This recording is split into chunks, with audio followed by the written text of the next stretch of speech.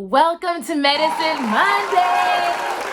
For those of you who are new to my channel, please like, comment, share, subscribe, put on those notifications, all that great stuff.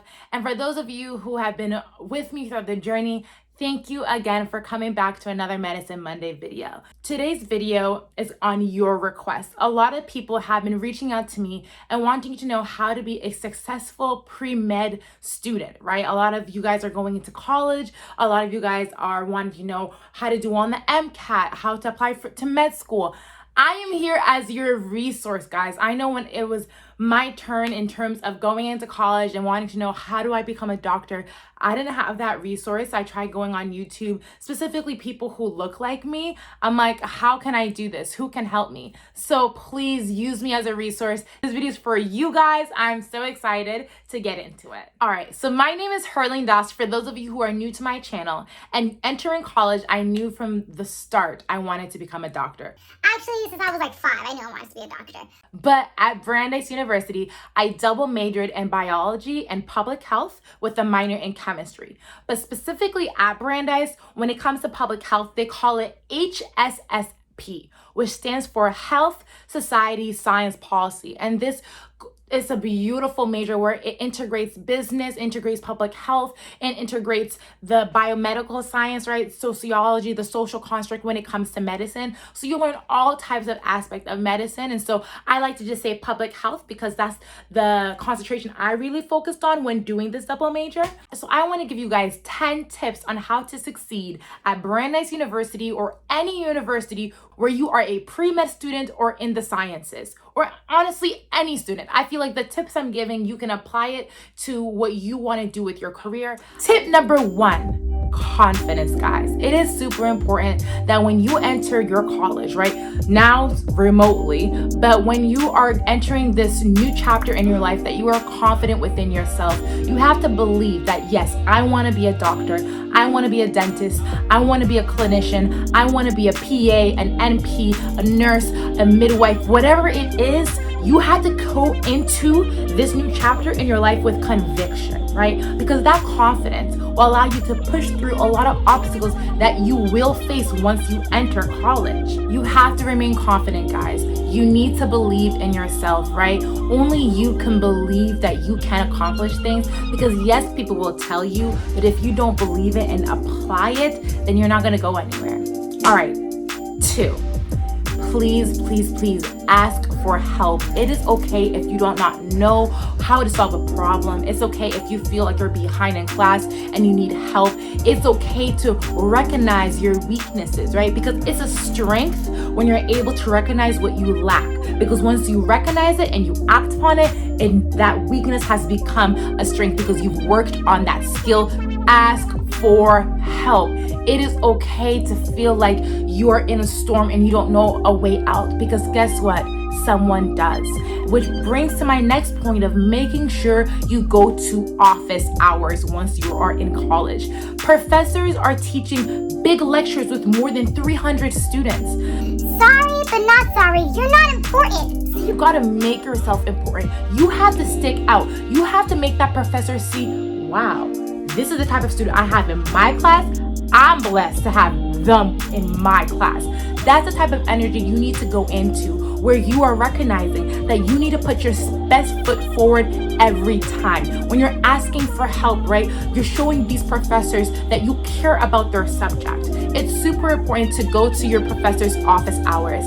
Office hours, for those of you who do not know, are designated hours in the day that your professor are literally sitting in their office or on Zoom waiting for you to pop up with any type of question where they can answer. This is where you get to know your professors, you get to talk to them, and you guys are gonna need some recommendation letters. I don't care what major you're in, it is important that you have recommendation letters to help you when it comes to thinking out to an internship, right? When it comes to going to a job, you need a reference. You need someone to see the hard work that you've been putting in, and that's most likely your professor. So So please do not wait till you're a junior or senior to realize, oh, I don't know any professors personally. Make that your mission freshman year to be constantly in communication with your professors, gaining relationships with them, gaining a true foundation so that they can speak on your behalf and say, yes, that student was confident, that student knew when they had a weakness and made it a strength, that student is capable to succeed in your program. All right. So with asking for help, there's another thing I want to mention is TA hours. So teaching assistants, TAs, are people who are in the class that have already taken the class and they can help you with the material. It's super important if you do not know what's going on, if you feel like you're behind, that you go to the TA hours where they're able to help you. People have been in your shoes before. Don't feel like you're alone. Don't feel like you don't know what's going on and that you're inadequate to be here. You are meant to be here. Do not allow the stereotype threat. Do not allow imposter syndrome to take over. Have confidence, like I said, in yourself. Believe that you got that spot because you deserve it. You worked hard for it. It wasn't a pity acceptance. It was acceptance that you deserve, right? So make sure you ask for help when you need to. You go to those office hours. You go to those teaching assistant hours, and then you get all the answers you need to become successful. 3, the biggest thing, guys, learn your studying habits. Every professor is different when you go to a university, right? It comes Gen Chem, biology, physics, biochem, organic chemistry. Let me just tell you guys, Orgo! I love Orgo, and then I hated Orgo because that was an interesting class, and I loved it. I really loved Dr. Pascal. She was an incredible professor, but you have to understand that every class is different. Every teacher has a different mechanism of teaching. So understanding your studying habits is super important. Maybe certain classes is repetition, right? You're just studying vocab words back and forth, back and forth. Other classes is more dynamic, where you need to understand a pathway, right? Where maybe you have to be with a group of people to understand this type of material. So understanding your learning habits will allow you to be successful in class. For me, I know I have to study on my own first, watch a lecture. Now that everything's on remote, most likely, or in person, I advise to go in person, right? Or to watch the lecture when it's being played live and watch it a second time for that second repetition. Maybe you missed something the first time that you catch the second. Even a third time if you have time. I like to study on my own, make flashcards if I can, make a study guide, right? And then when I feel like I have a good grip on the information, I'll go to a group of friends that I've made, hopefully, which you should. I'll go to a couple of classmates to study in a group. I believe it's super important that you study in a group because someone will be able to explain something to you in a way that you're able to grasp the knowledge in a different way that you didn't think of beforehand. And they always say, if you're able to teach someone the material, that means you know it precisely. That means you are a master of it, right? If you're able to explain it where someone else is able to learn. And that helps you reiterate the information. It helps you repeat the information in your mind. It helps you to feel confident, feel like you have this information down pat. Which brings to my 4th point, guys. When it comes to studying, I'm gonna give you guys a little trick. Use Anki Dex. If you are in a master's program, if you are in a college program, if you are in med school, law school, I don't know what school you're in, Anki Dex have saved my life and everything, guys. Like, see, my voice just went down because I liked Anki Dex. Or use Quizlet. These are platforms that you can find on the internet that allow you to type information, right? And it's like digital flashcards where I like doing things by hand, but also when I was commuting to school and I was on the bus, I can flash through these flashcards that I made via the computer. Anki Dex and Quizlets are a great way for you to make flashcards digitally, to make practice exams, right? You can form your own questions and answer them, and it could really help you see if you know the knowledge. You want all the resources possible for you to be successful in these courses. So one other thing I'd mention is buy a dry board base. What is it called? A dry board eraser? Yeah, I think so. See, I have this that I've been using, right? And I would use this to study when it comes to the MCAT, comes to my orgo exam, came to my general chemistry exam. So it's super important that you find ways to just help you do repetition. I love my dry eraser board where I'm just able to, draw out platforms. I'm able to do equations when it came to physics, right? Find all these resources, guys, to help you be great, disciplined students. All right, my 5th point, mentorship. Mentorship is crucial, guys. The amount of mentors I have, I'm so thankful for them because they've seen me cry. They gave me words of wisdom. They've been crying with me too, right? They understand what I'm going through. A mentor is someone who is invested in your future where they're able to help you in the path that you're going through because they've been through it too.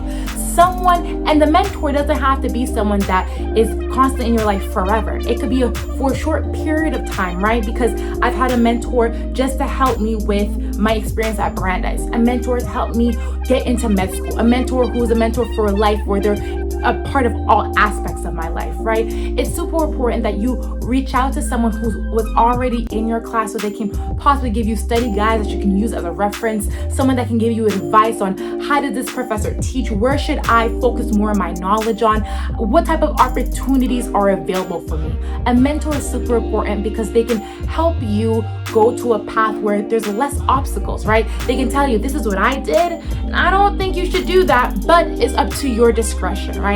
It's super important that you have someone that be able to, teach you the wheels. I don't know the saying, but someone to help you get to where you need to go to because they've been there too. Which brings to my 6th point. Someone who's been there before means they know about internships, they know about experiences. It's super important, guys, that you do internships while you are in college. It will be helpful for you because you'll be able to be exposed to certain things that you weren't exposed to in the classroom. Internships and experiences give you skills that are highly important for you to be productive citizens in the community. It gives you skills in the field that you want. And at times when I was doing physics, I was like, why do I need to know about gravity?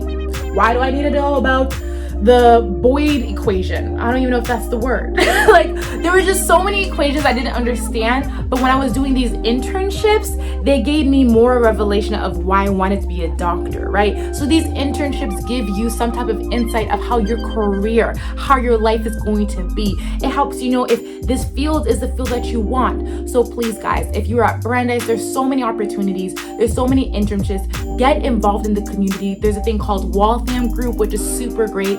There's a thing called Your Story International. There's Global Brigades. There's so many opportunities for you to be involved in the Waltham community, but as well as abroad and in the country. Obviously, things are kind of different because it's remote, but these opportunities will give you experiences to work in hospitals, to work in underserved communities where you're providing primary care services and also public health education, right? We're providing people resources that are so essential in health. And so these are skills that you'll need to know because you need to figure out why. What is your why when it comes to being in the sciences, right? Because when you're applying to med school, when you're applying for a grad program, they want to know why are you different from everyone else? What is it other than your GPA and your test scores that makes you different? These internships and experiences give you that why. They make you look within and allow you to understand how that situation impacted you, made you learn more about yourself and why you want to help the community beyond you. 7th thing that I don't think I've touched on, but I want to touch on is a scary thing. Standardized testing. Ugh. I hate standardized testing with a passion, guys.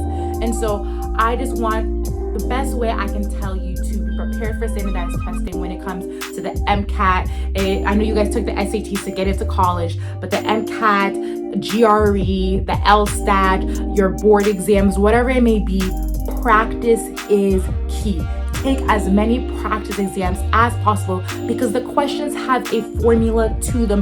Learn how to analyze the questions. Learn how to understand what they're asking you and the material that you're supposed to grab through them. There's great resources like Khan Academy, right? Like Kaplan, Princeton Review, all that stuff. But essentially, it goes down to you practicing each problem and seeing the type of formula in terms of what are they looking for you? What type of information do they want you to grab from the questions they're asking? What are the answers that they want you to answer? Does that make sense? And for me, I'm not a good test taker when it comes to standardized testing. But give me an exam when it comes to I'm gonna drop another video of how I got into med school. I'm gonna drop another video of how I became successful and where I'm at. I'm going to reveal to you guys later on of my career and where I'm going in fall 2020. I'm super excited for that. And I just want to let you guys know, you don't have to be perfect at anything. You don't have to have the perfect score. You don't have to have all straight A's, because the biggest thing that I can tell you guys right now, my 9th point, is please do not compare yourself with other individuals. It is super important that you recognize your path is your path. It's organically yours. That's why you will have that seat at that medical school, at that law school, at that grad school that another person can't have, because you authentically, uniquely worked hard to get there, and that person in that admissions committee saw that and wanted you, right? So it's important that yes, you study for these exams. You try your best to get good grades so that your GPA is good enough, your MCAT is good enough, but that doesn't mean you're not good enough, right? They say the MCAT and your GPA are the things that won't make you get into med school, but it can keep you out, right? So it's making sure that you study, you find the resources, you ask for help, but also you find your passion, you find your why, because it's super important. When you do that, that's what's gonna get you into med school.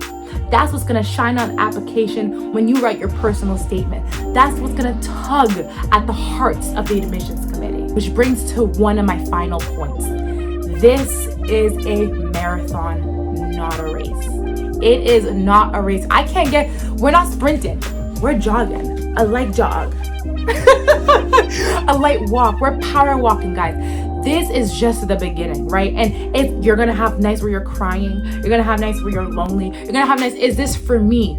But you have to wake up and remember, if everyone can be a doctor, if everyone could be a nurse, a lawyer, an engineer, then everyone could be. But it takes a special type of group of people.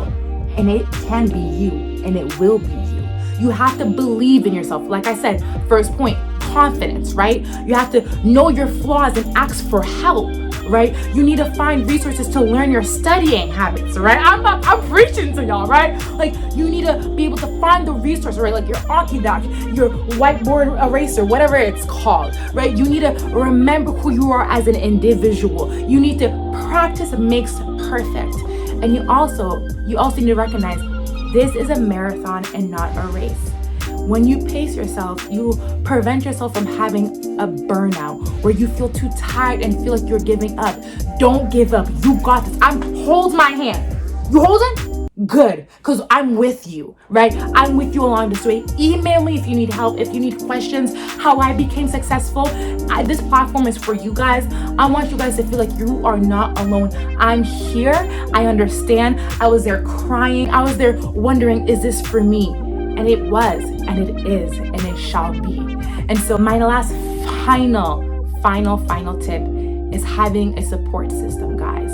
It's super important that you find a support system where you are able to fall back on when you have those moments of doubt, right? For me, my support system is God. I have so much faith in Him, and I follow on my Bible. I follow on my relationships with my parents, my sisters, my family members, my friends. They understood where I was coming from, so they were my support system. Find your support system. Find what helps you, keeps you going. That desire, that burn in your heart, that fire, use that fire to help you utilize yourself and become that individual you are capable of becoming. You can, you will, and you shall. Have faith in yourself, guys. Have faith, because this journey, it's going to be a crazy ride, but it's worth it in the end. And also, it's okay if it changes. It's okay if you go in wanting to be a doctor, leaving wanting to do public health, going wanting to do public health, leaving wanting to be a nurse, going in wanting to be a nurse, going in wanting to be a dentist, wanting to be a dentist, then a lawyer, engineer, business, anything that your heart desires. It's okay, as long as you have faith in yourself, you're confident, and you're recognizing what your why is. Who are you helping along the process? Who is benefiting from your success? All right, guys, I hope this video was informative. I hope these tips helped you. If you need more help, please email me, reach out to me, DM me, whatever it is. I'll do another video. If you guys send me more questions and specifics that you guys want me to hit on, I'll do that. Also, we'll be dropping a new series on my YouTube. It's called Untouched Potential. We're gonna tap into people's untouched potential. I'm so excited for this new series. We're still gonna do Medicine Mondays, but Untouched Potential is finally coming out. I've been working on this untouched potential idea for the longest. And I actually came up with this idea before Medicine Monday, but I knew Medicine Monday was gonna help me get to where I wanted, because I think healthcare topics are interesting and I want you guys to know about healthcare, because it's super great to know about your health and medicine and all the above. But Untouched Potential, you'll learn more about it. But just stay tuned, guys. Stay tuned for Untouched Potential. I'm excited. All right, have a great day. See you for next week's Medicine Monday.